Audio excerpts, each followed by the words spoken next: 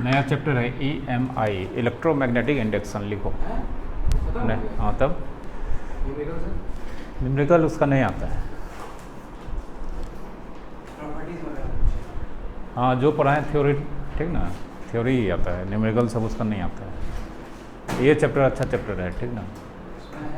हाँ इसमें बहुत अच्छा अच्छा चीज़ है हल्का चैप्टर है लेकिन अच्छा अच्छा चीज़ है इसमें।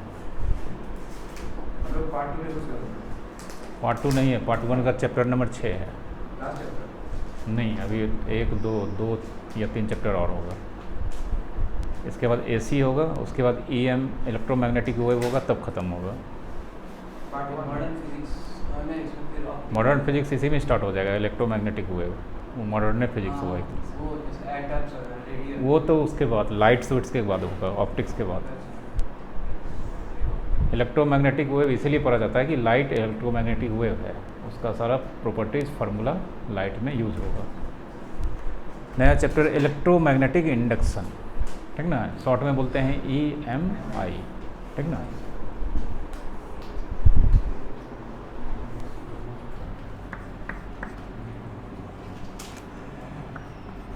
सबसे पहला टर्म है magnetic flux. Magnetic flux, flux को फाई से रिप्रेजेंट करते हैं, और चूंकि मैग्नेटिक फ्लक्स है तो यहाँ पे फाई B लिखेंगे, ठीक ना। फ्लक्स एक बार और पढ़ चुके हैं, इलेक्ट्रिक फ्लक्स। हाँ यहाँ भी वही चीज़ है, वहाँ इलेक्ट्रिक फील्ड लाइन्स होंगे, यहाँ मैग्नेटिक फील्ड लाइन होगा, ठीक ना। लेकिन इस चैप्टर में बहुत ज़्यादा यूज़ है।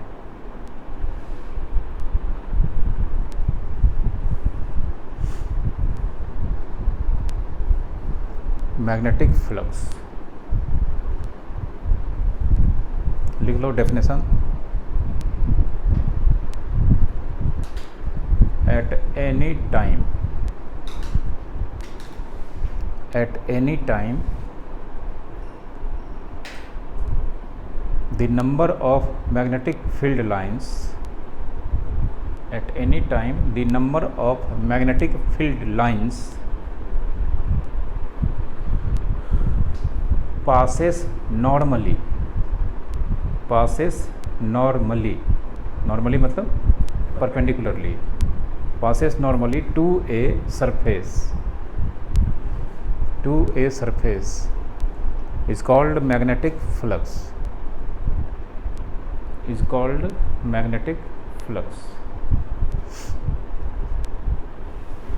ठीक है। तो अगर मान लो ये एक सरफेस है और इसके अगल बगल बहुत सारा मैग्नेटिक फील्ड लाइंस पास कर रहा है,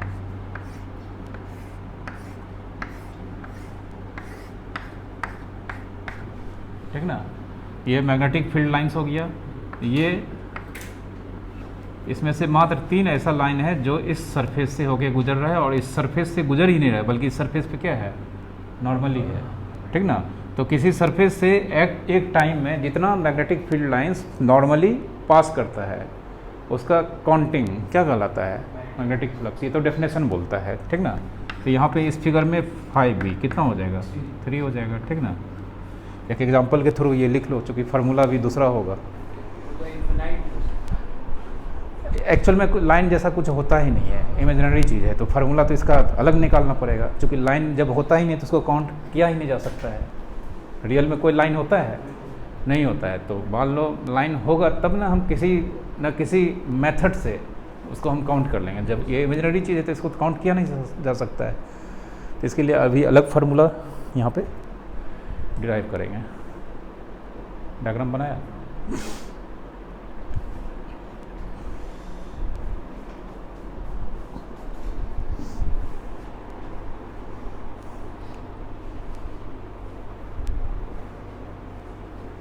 अब देखो ये तो हो गया मोटा मोटी, 5 कितना हो गया, 3 हो गया। लेकिन हर जगह बोल देगा मैग्नेटिक फील्ड निकालने के लिए, तो काउंट तो करेंगे नहीं, कुछ ना कुछ हमको फार्मूला चाहिए, ताकि उसमें से कुछ चीज़ का वैल्यू दिया रहेगा, हम ये फट से निकाल लेंगे।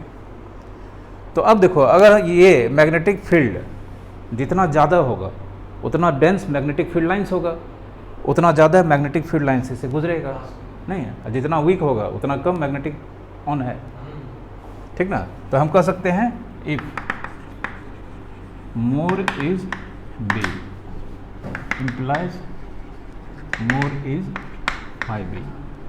जितना ज़्यादा मैग्नेटिक फील्ड्स होगा उतना ही ज़्यादा क्या होगा, मैग्नेटिक फ्लक्स होगा। क्योंकि जितना ज़्यादा मैग्नेटिक फील्ड होगा उतना मैग्नेटिक फील्ड लाइंस इससे नॉर्मली पास करेगा, तो काउंटिंग बढ़ जाएगा।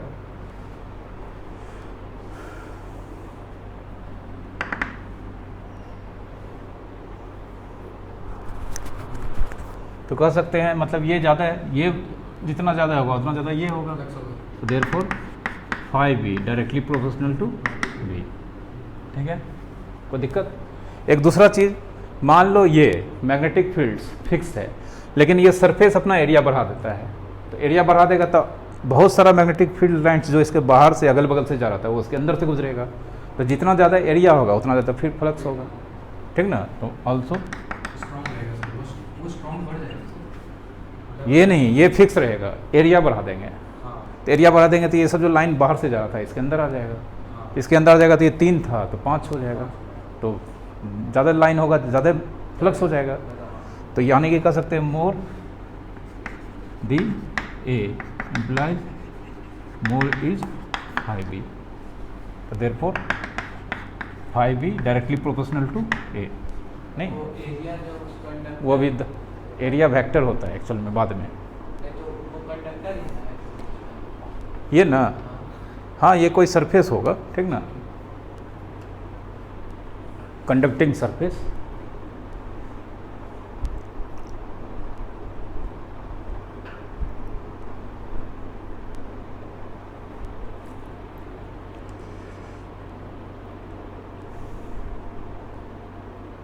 तो अब देखो ये डायरेक्टली प्रोपोर्शनल बी के, ये डायरेक्टली प्रोपोर्शनल ए के, तो ये दोनों से B into A.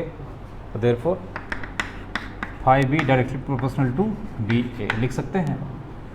But phi B equals to होता है बी ए कॉस थीटा या बी डॉट ए। ठीक ना, ये इसको लिखोगे अभी क्या होता है, थीटा क्या है, ए क्या है, एक्चुअल में पढ़ा हुआ है। ए एरो एरिया वेक्टर होता है। ठीक ना, तो उसको भी लिख देंगे।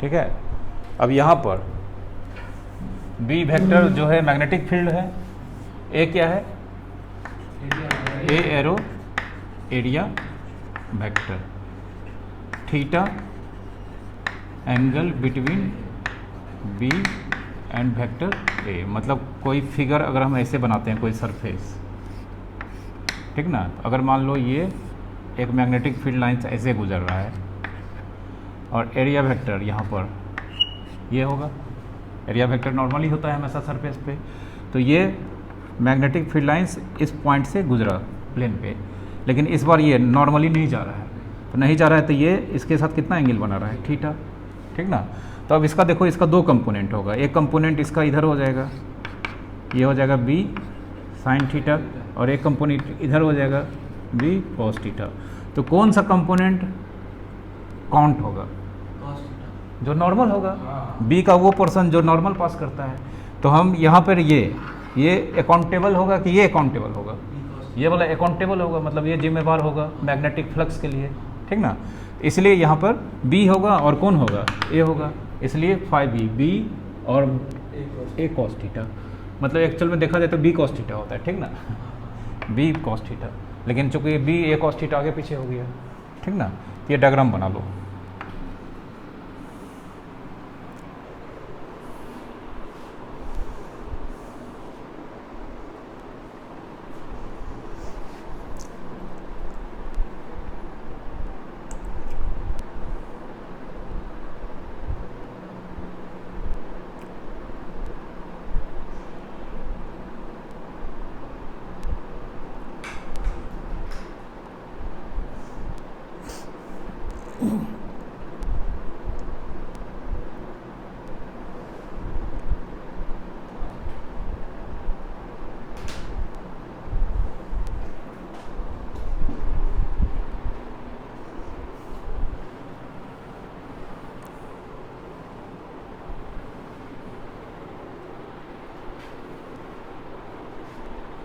लिखे?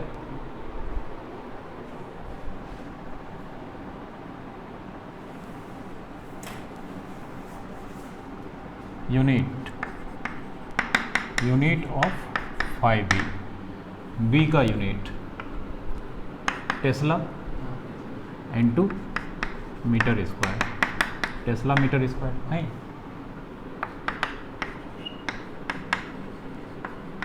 टेस्ला मीटर स्क्वायर ऑलरेडी पढ़ चुके हैं, क्या कहलाता है? वेबर, ठीक ना, लिख लो वेबर।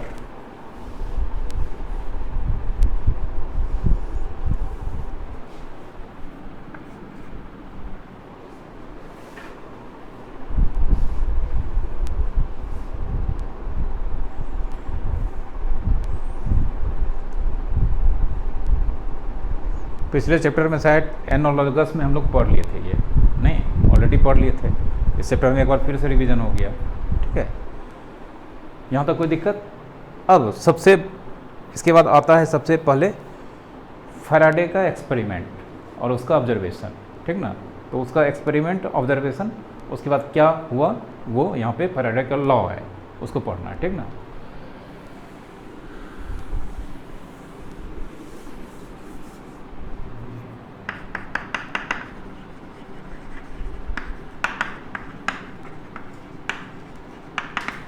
फैराडे ऑब्जर्वेशन लिखो पॉइंट वाइज।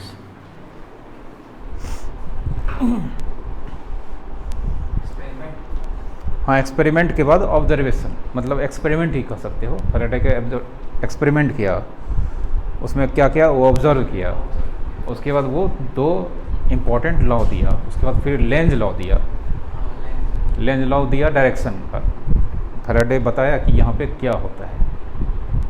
तो लेंज लॉ जो है सर हम लोग कहाँ का यूज़ कर सकते हैं? इलेक्ट्रिक फील्ड में यूज़ कर सकते हैं सर? नहीं,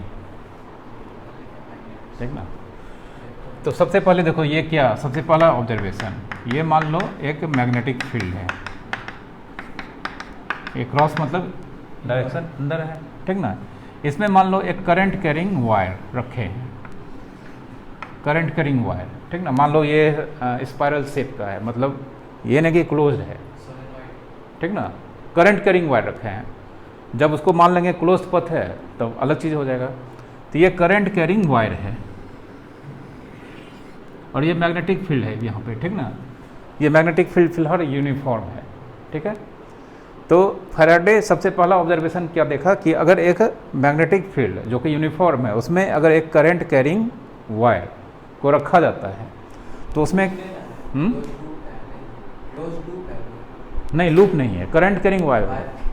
अरे सामने से स्प्रिंग को रख देंगे तो स्प्रिंग का एक छोर खुला होता है, पेन में स्प्रिंग होता है ना, मान लो उसको रख दिए एक टुकड़ा, तो वो दिखेगा दूर से गोल ही ना, ठीक ना। जब वो क्लोज लूप होगा तब हम बोल देंगे ये क्लोज्ड है, ठीक ना। तो सीधा ये कंडक्टर है, करंट कैरिंग कंडक्टर मतलब वायर है, ठीक ना। तो एक मैग्नेटिक फील्ड में जब एक करंट कैरिंग वायर को रखा गया तो उसमें किसी भी तरह का ईएमएफ नहीं देखने को मिला। ईएमएफ मतलब पोटेंशियल डिफरेंस पढ़ा चुके हैं, पहले करंट आएगा कि पहले पोटेंशियल? नहीं, पोटेंशियल डिफरेंस होगा तब ना करंट फ्लो करेगा। बैटरी अगर लगाएंगे सर, हाँ, तो बैटरी में पोटेंशियल ही नहीं रहेगा तो करंट तुम फ्लो करा दोगे, वोल्टेज ख़त्म हो गया बैटरी का यूज़ करके, बैटरी चलेगा? ठीक ना। तो पहले पोटेंशियल, दो टर्मिनल के बीच करंट को फ्लो करने के लिए पोटेंशियल डिफरेंस होना चाहिए। अब ये इस लेवल में एक टंकी है, इस लेवल में एक टंकी है, इससे पानी एक पाइप इससे जोड़ देंगे, पानी फ्लो करेगा? नहीं करेगा, ऊपर नीचे हो जाएगा, फ्लो करने लगेगा। रीज़न है कि इधर एक तरफ कम एक तरफ ज़्यादा होगा तभी कुछ फ्लो करेगा, ठीक ना।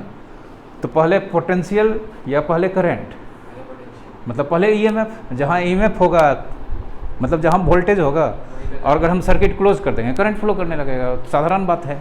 जहाँ हमको पोटेंशियल डिफरेंस मिल गया, सिर्फ एक काम करना है, सर्किट को कंप्लीट कर देना है, मतलब जो ओपन पथ है उसको कन्वर्ट कर देना है किस में, क्लोज्ड में, करंट फ्लो करने लगेगा। हाँ बस, ठीक ना, समझे। तो पहले हमको चाहिए वोल्टेज, क्या चाहिए? वोल्टेज, तब ना, ठीक है।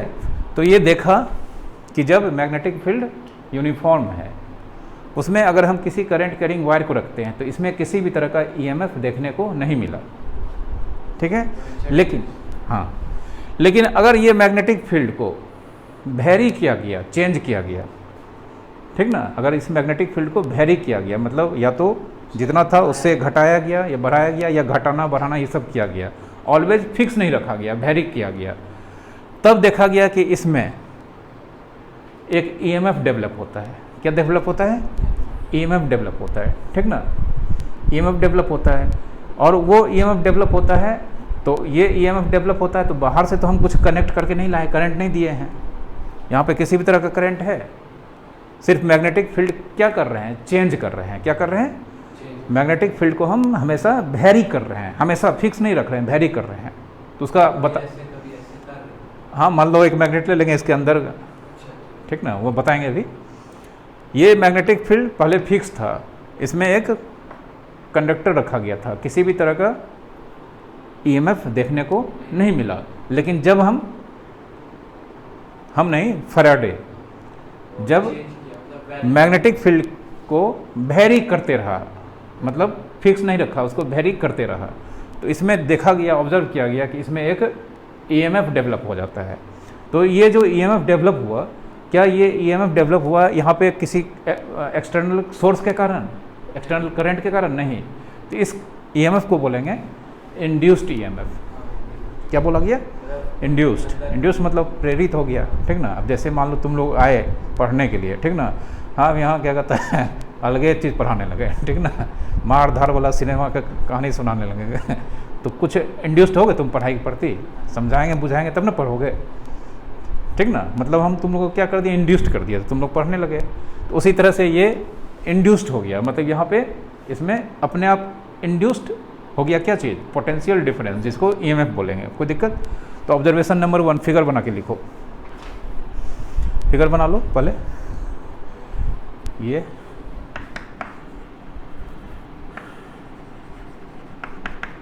कंडक्टिंग वायर,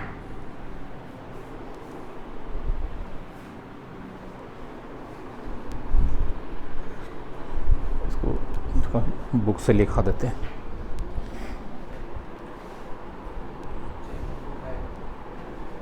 वो बुक रहने दो, एनसीईआरटी में बहुत गंदे तरीके से लिखा रहता है। जो समझा दिया वही लिखाएंगे, थोड़ा सा वर्ड अच्छा होगा।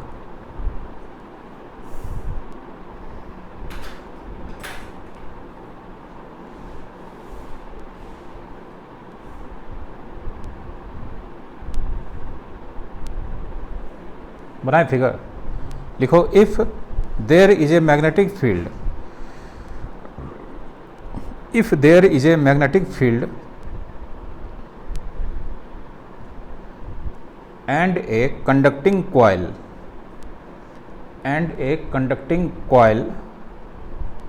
is placed in it and a conducting coil is placed in it, and if the magnetic field varies,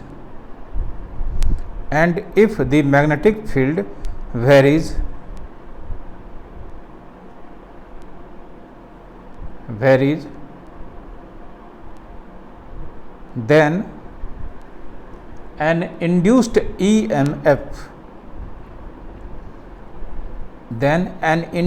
EMF और ब्रैकेट में लिख लो, ब्रैकेट में, और एन इंड्यूस्ड करंट, और an induced current if the circuit is closed,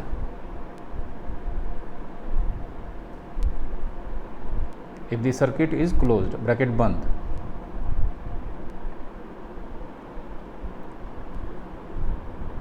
के बाहर, अब ब्रैकेट के बाहर लिखो ऑब्जर्व्ड इन कॉइल। हाँ, इंड्यूस्ड ईएमएफ कॉइल में होगा। अगर वो मान लो संजोग से कॉइल का सर्किट कंप्लीट है तो करंट में कन्वर्ट हो जाएगा, नहीं होगा? नहीं, इंड्यूस्ड ईएमएफ डेवलप होगा, वही तो बाहर बोल रहे हैं लिखने के लिए। ब्रैकेट के बाहर लिखा develop in it, develop in it लिखा। हाँ, ऑब्जर्व इन कॉइल लिखो, an induced current observe in coil या डेवलप इन इट, जो लिखो बात बराबर, ठीक है। एंड फुल स्टॉप डाल के लिखो, and this induced EMF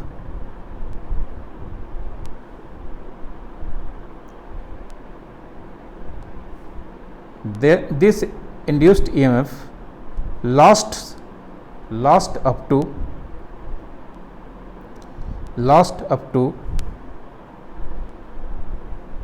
till magnetic field varies, till magnetic field varies.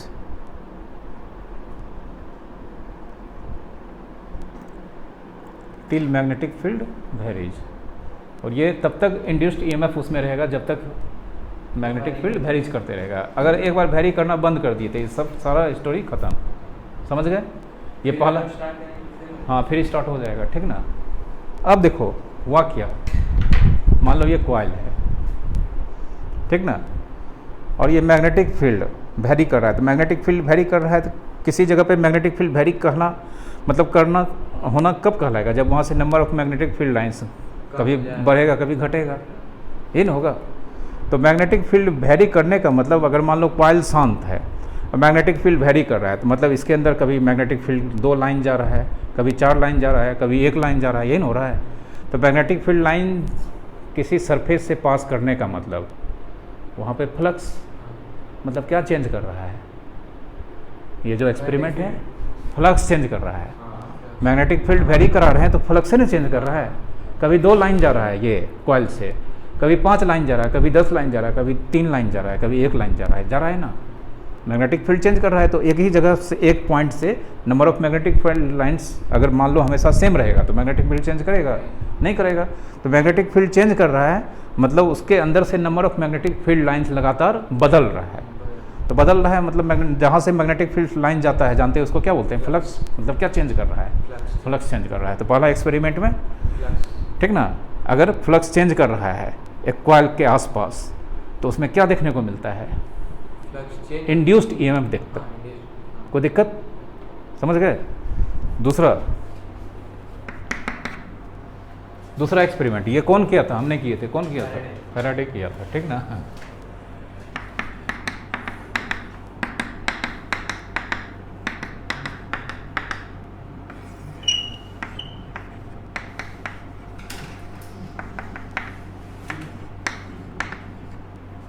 फिर से फिगर बनाओ तब समझाएंगे।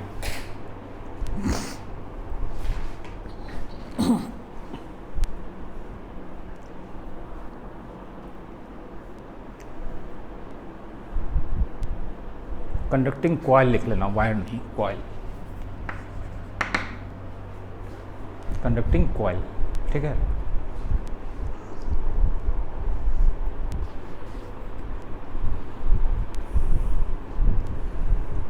दूसरा एक्सपेरिमेंट या दूसरा ऑब्जर्वेशन देखो क्या किया। इस बार मैग्नेटिक फील्ड फिक्स रखा, मैग्नेटिक फील्ड फिक्स रखा, लेकिन ये जो कॉइल है इस बार इसका रेडियस दिए हैं, क्या दिए हैं, रेडियस।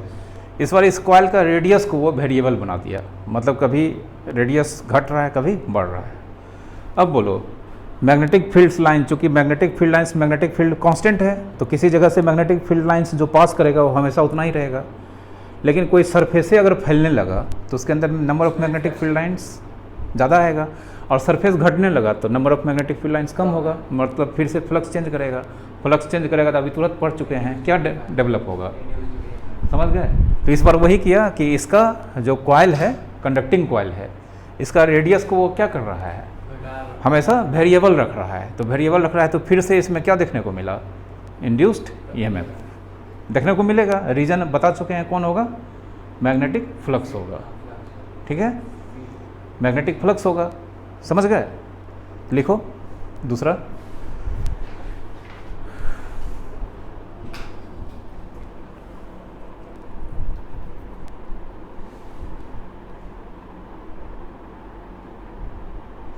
लिखो if the radius of the coil varies, if the radius of the coil varies when magnetic field is fixed is fixed. Again, an induced EMF or Magnetic field. when magnetic field is fixed, again induced EMF और bracket में लिख लो current, क्योंकि जहाँ EMF होगा तो बस एक काम करना है, स्विच ऑन कर देना है, करंट हो जाएगा। नहीं, करंट डेवलप्स। ये दूसरा एक्सपेरिमेंट हो गया, ठीक ना। दो ऑब्जर्वेशन समझ गया। हाँ, और ये तब तक डिफरेंस क्या है? इसमें इसका रेडियस को फिक्स कर रहे हैं, इसको चेंज कर रहे हैं। इसका रेडियस को फिक्स रख रखे हैं, कॉइल को कुछ नहीं कर रहे हैं, इसको हम घटा बढ़ा रहे हैं, मैग्नेटिक फील्ड को घटा बढ़ा रहे हैं। इसमें मैग्नेटिक फील्ड को फिक्स रख रहे हैं, इसको शेप को बढ़ा रहे हैं, घटा रहे हैं, उल्टा। दोनों केस में number of magnetic field lines इसके अंदर से जो पास करेगा वो फिक्स रहेगा या चेंज करेगा? ये तो चेंज करेगा। उसमें भी चेंज कर रहा था, इसमें भी करेगा, मतलब फ्लक्स चेंज कर रहा है। फ्लक्स चेंज कर रहा है तो क्या देखने को मिलेगा? किसी कॉइल के आसपास अगर फ्लक्स चेंज कर रहा है तो क्या देखने को मिला? EMF, मतलब करंट। ठीक है, कोई दिक्कत? अब देखो अब क्या किया जाएगा तीसरा में।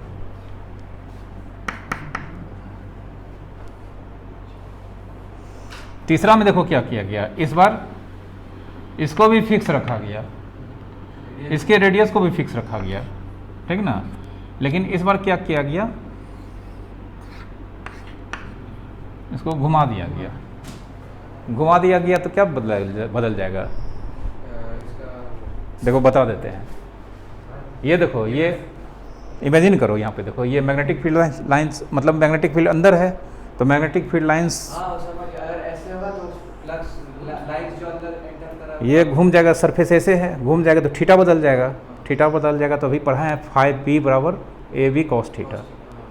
तो अगर थीटा बदलेगा तो फाइव बदल जाएगा, फाइव बदल जाएगा तो फिर फाइव बदलना है नहीं, तो फाइव तीन तरीके से बदल सकते हैं, AB cos थीटा। तो एरिया, यहाँ पे एरिया बदला, यहाँ पे B बदला पहला में, इस बार क्या बदल दिए? थीटा बदल दिए, ठीक ना। कोई दिक्कत? तीसरा फिगर बनाओ, ये वाला।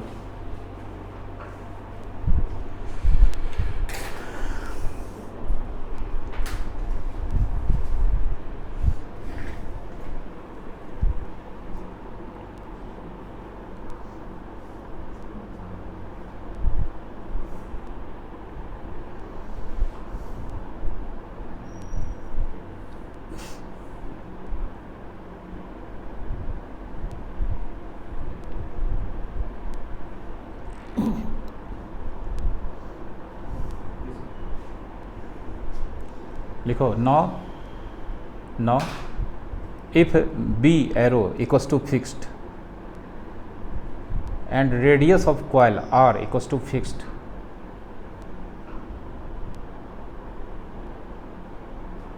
लिखे?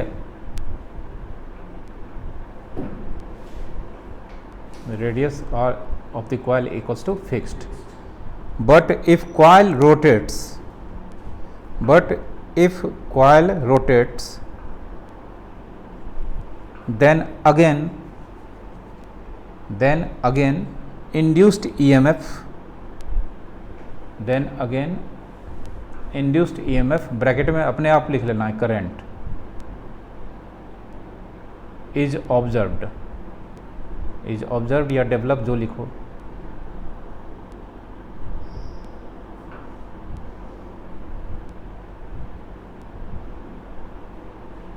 फुल स्टॉप के बाद लिखो as angle between B and A, दोनों एरो लगा देना।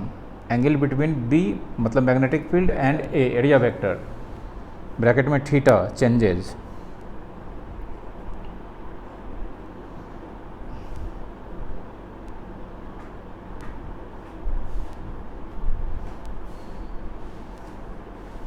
ठीक ना, कोई दिक्कत? तो ये तीन एक्सपेरिमेंट वो किया और तीन ऑब्जर्वेशन, ठीक है। तीनों ऑब्जर्वेशन से कंक्लूजन क्या निकला? Hence induced EMF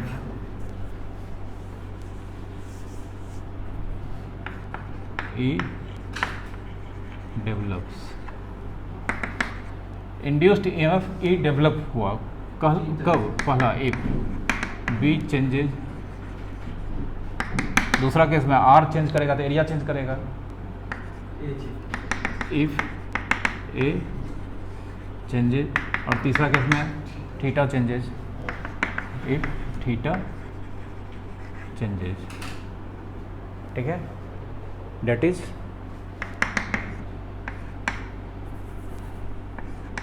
five B A B cos theta changes.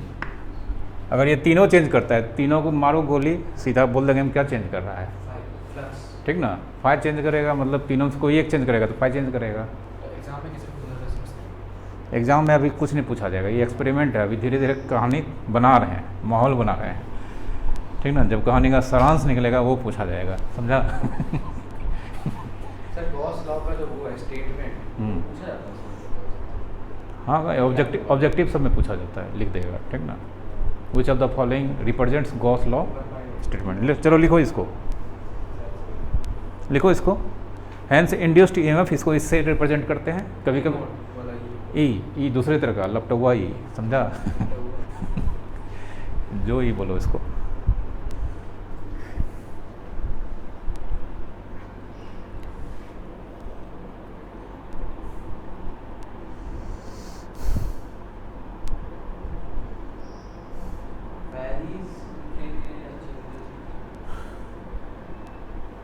Change लिखो ना, अभी एक्सपेरिमेंट है ना, वेरीज किया जाता है जब फार्मूला यूज़ करते हैं, ठीक ना।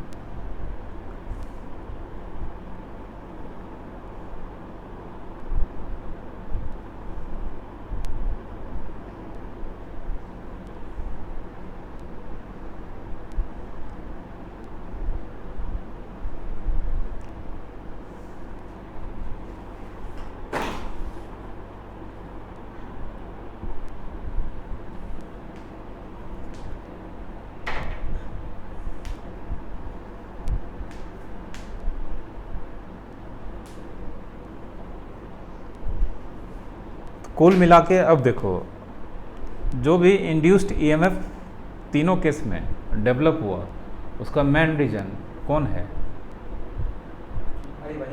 कौन? वही वो फ्लक्स। फ्लक्स का क्या होना, फिक्स रहना या चेंज होना? हाँ, मतलब किसी भी कंडक्टिंग कॉइल में ईएमएफ जो कि इंड्यूस्ड ईएमएफ है वो तब तक बना रहेगा जब तक फ्लक्स चेंज होता रहेगा। एक बार फ्लक्स चेंज होना बंद हो गया, फ्लक्स ख़त्म नहीं हो गया, फ्लक्स चेंज होना बंद हो गया, तो ईएमएफ जो डेवलप होता है वो डिसअपीयर हो जाएगा, ठीक ना। लिखो, the induced EMF is still visible.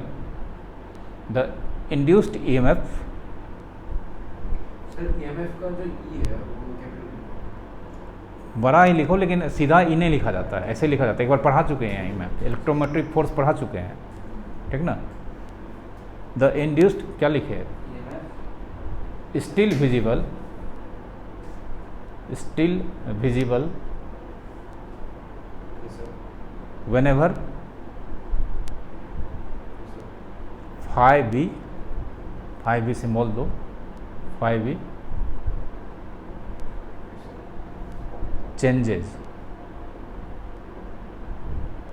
जब तक वो चेंज करता रहेगा ये विजिबल होगा, ये ठीक ना, डिटेक्टेबल होगा, अदरवाइज ये नहीं डिटेक्ट होगा, मतलब होगा ही नहीं, ठीक है। अब लिखो डेफिनेशन, EMI का डेफिनेशन।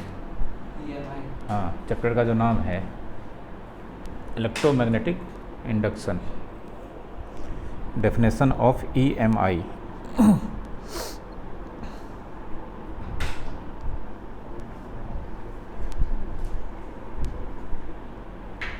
इस केस में जो हमारे पास ये EMF डेवलप हुआ, मतलब जो वोल्टेज मिला, नहीं, इस प्रोसेस से जो हमको वोल्टेज मिला मतलब करंट मिला, ठीक ना। तो ये जो प्रोसेस से मिला, जिस प्रोसेस से, क्या उसमें किसी तरह का करंट यूज़ किया गया?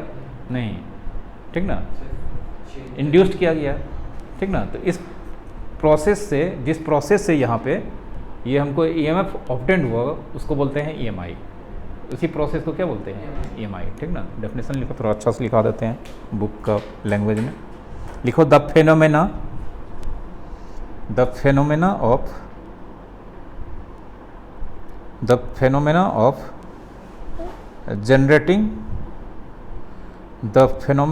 generating EMF, the phenomena of generating EMF oblique current, oblique slash दो ना रे सिंबल। अरे जहाँ EMF होगा वहाँ करंट तो आ ही जाएगा, तुमको बार बार समझा रहे हैं। बैटरी का काम क्या है?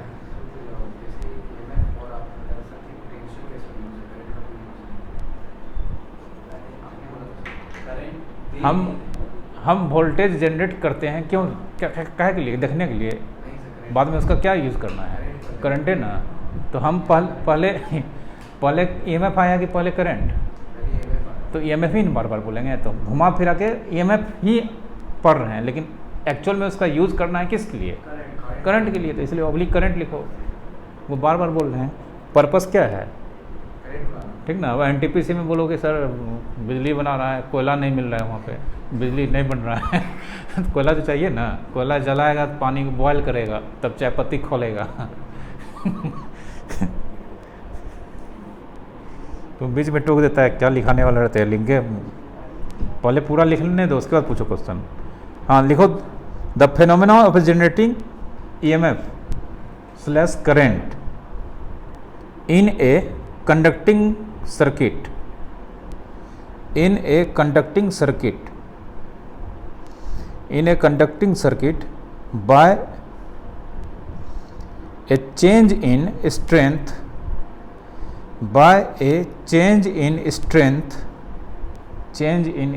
comma position, comma orientation of an external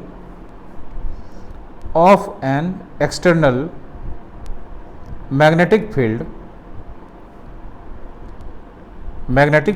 is called EMI, अब EMI का फुल फॉर्म मत पूछ लेना।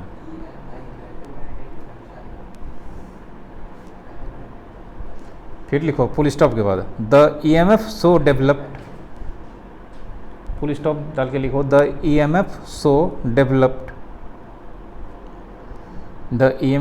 Developed is called induced EMF,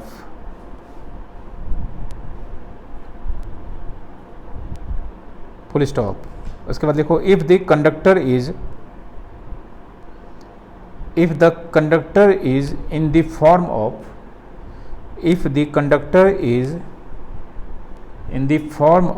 a closed circuit,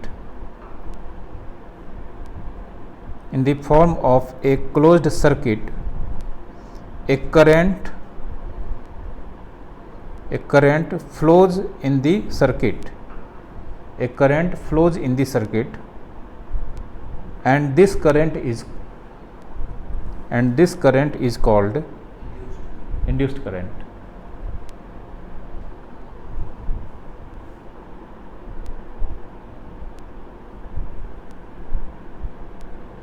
ठीक है, सारा चीज समझ गए। अब लिखो फैराडेज लॉ। फैराडेज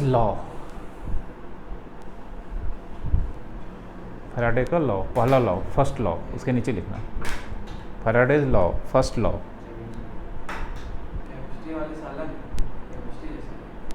पता नहीं केमिस्ट्री में क्या है, नहीं है, हमको थोड़ा पता, केमिस्ट्री में नहीं पढ़ाते हैं। हाँ, लॉ 1 फर्स्ट लॉ लिखो, फर्स्ट लॉ लिखो, इसको समझा देते हैं, पहले लॉ लिख लो।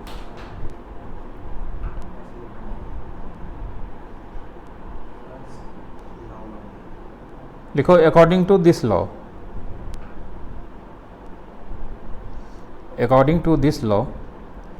if there is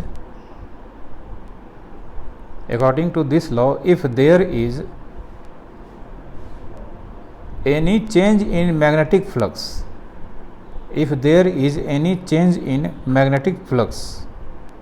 magnetic flux का सिंबल दे देना phi b, if there is any change in magnetic flux linked LINKED linked, magnetic flux को ब्रैकेट में अरे सिंबल दो ना 5e linked with a conductor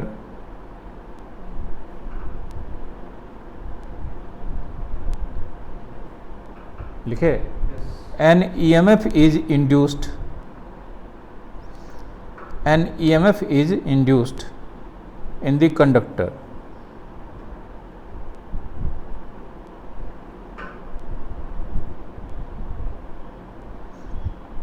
ठीक ना, पहला लॉ बोलता है कि अगर मैग्नेटिक फ्लक्स क्या हो रहा है, चेंज कर रहा है किसी, जब वो किसी कंडक्टर से लिंक्ड है, ठीक ना, तो वहाँ पर हमको ऑलवेज क्या देखने को मिलेगा, एक इंड्यूस्ड EMF। ठीक है, इसको ऐसे समझो,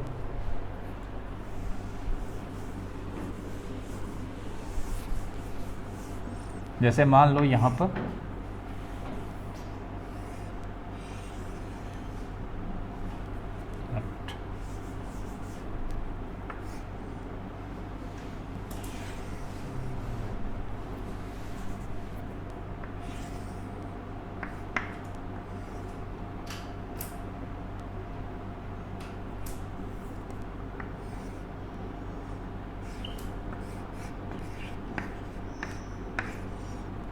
ठीक है, ये मान लो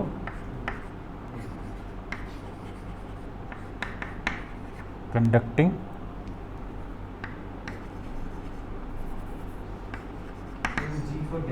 गैल्वेनोमीटर लगा दिया। गैल्वेनोमीटर का काम क्या है, छोटा से छोटा करंट को डिटेक्ट करना।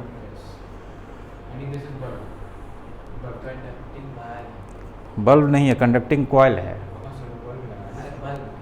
ये बोल रहे हो। अरे तार ऐसे किया घुमा दिए हैं, समझा। बल्ब में ऐसे फिलामेंट होता है, अलग सिंबल होता है।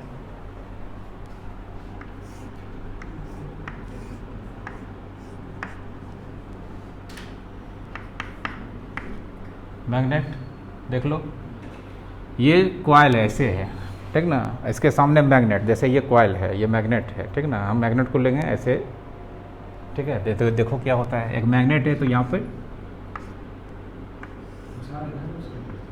देखो ना,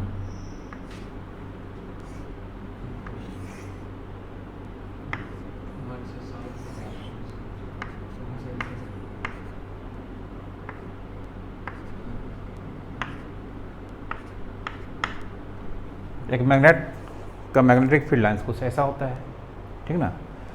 तो अगर मान लो इसको दूर रखेंगे, ठीक ना, ये तो दिखाए हैं फिलहाल, यहाँ बहुत सारा मैग्नेटिक फील्ड लाइन्स होगा, कुछ इसके बाहर से जाएगा।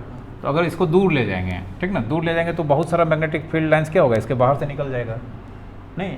तो अब इस मैग्नेट को हम क्या करते हैं, ये पकड़ कर इसके नज़दीक लाते हैं, फिर बाहर, मतलब हम इसको इसके आगे पीछे रिलेटिवली मोशन में रखते हैं, रिलेटिव मोशन में इसको शांत रखते हैं, इसको इसके आगे अंदर बाहर इसको मूव कराते हैं। उसके अंदर घुसना है सर, और निकालना, उसके अंदर घुस रहा है या नहीं? हाँ, इसके अंदर ले जाना है, ठीक ना, इसके अंदर ले जाना है, फिर बाहर, फिर अंदर, बाहर, ठीक ना।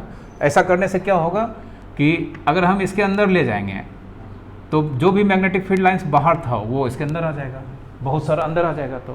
तो इसका तो शेप क्या है, फिक्स्ड है। तो ज़्यादा मैग्नेटिक फील्ड लाइंस जाएगा तो फ्लक्स चेंज करेगा, फिर दूर ले जाएंगे तो इसके अंदर से कम मैग्नेटिक फील्ड लाइंस पास करेगा, मतलब हमेशा number of magnetic field lines बढ़ेगा घटेगा, मतलब फ्लक्स चेंज करेगा। तो फ्लक्स चेंज करेगा तो इसमें क्या दिखने को मिलेगा, इसका कांटा हिलने लगेगा, कांटा हिलने लगेगा, बता देगा कि नहीं इसमें क्या इंड्यूस्ड हो रहा है, करंट फ्लो कर रहा है, ठीक ना। ये कॉइल या लूप बोल सकते हैं, समझे। तो घर में बिजली बनाना ना है तो इसी तरह का देखो तार ले लो घर से, एकदम 5-6-10 किलो का मैग्नेट ले आओ, ठीक ना। नहीं होगा, ठीक ना।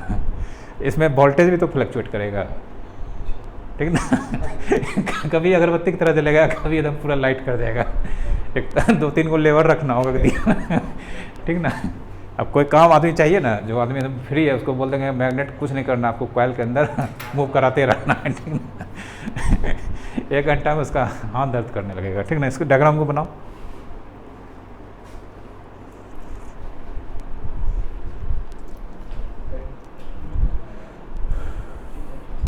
सर बैटरी कहाँ रहे? बैटरी इस चैप्टर में है ये नहीं बैटरी, तो फिर इसमें नहीं लगेगा। बैटरी क्या के लिए लगाएंगे? गैल्वेनोमीटर ऐसे डिजिटली इसका भागने लगा, बैटरी लगा देंगे तो फिर इसका काम क्या है?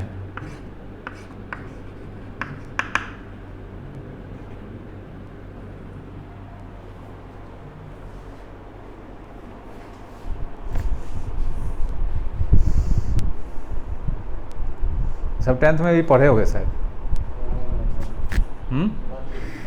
10th में रहता है ये सब तो।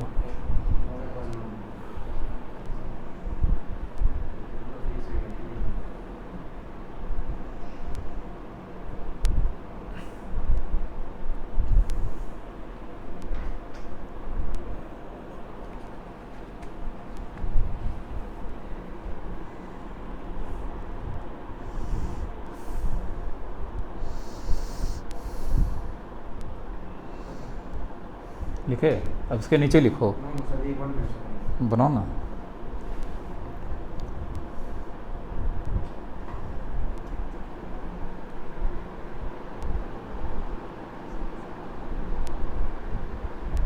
जल्दी लिखो, इसी चैप्टर लेंदी हो जाता है, लिखने का काम जल्दी करो। लिखा? लिखो अब नीचे। whenever a magnet takes near a coil, whenever a magnet takes near a coil, the number of magnetic field lines through the coil increases.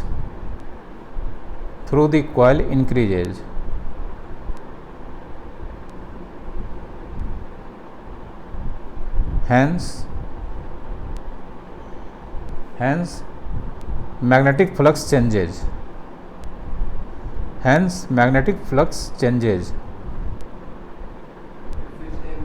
Lines passing through the coil, number of magnetic field lines increase करेगा, नहीं करेगा? Number of magnetic field lines increases, hence magnetic flux changes.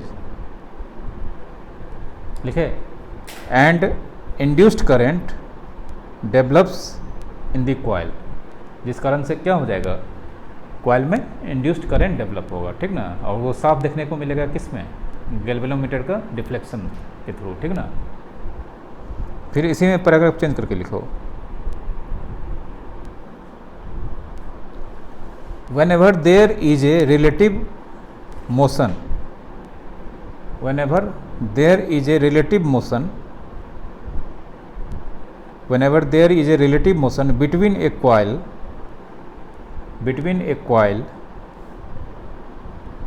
and magnet, an EMF is induced in the coil.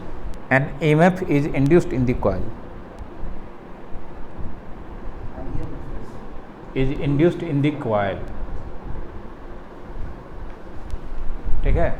Relative motion का मतलब समझा? नहीं, बता देते हैं, ठीक ना? इसका बहुत सारा मीनिंग्स है।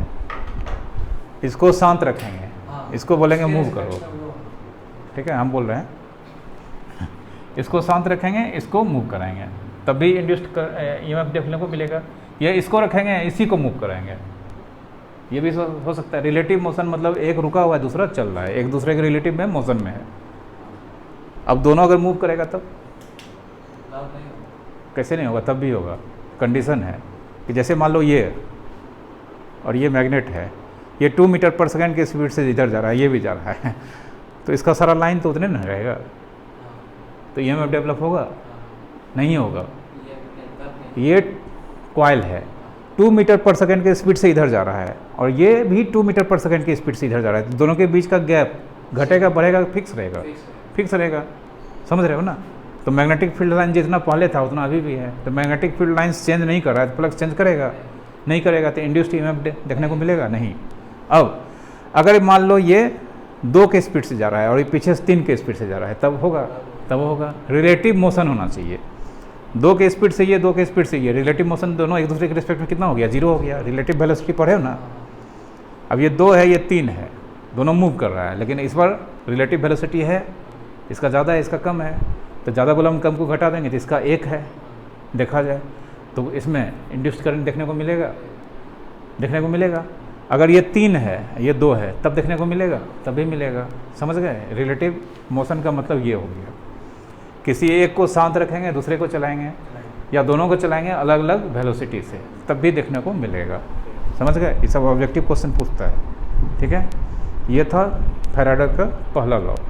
दूसरा लॉ कल पढ़ाएंगे, ठीक ना, उसमें फार्मूला है छोटा सा।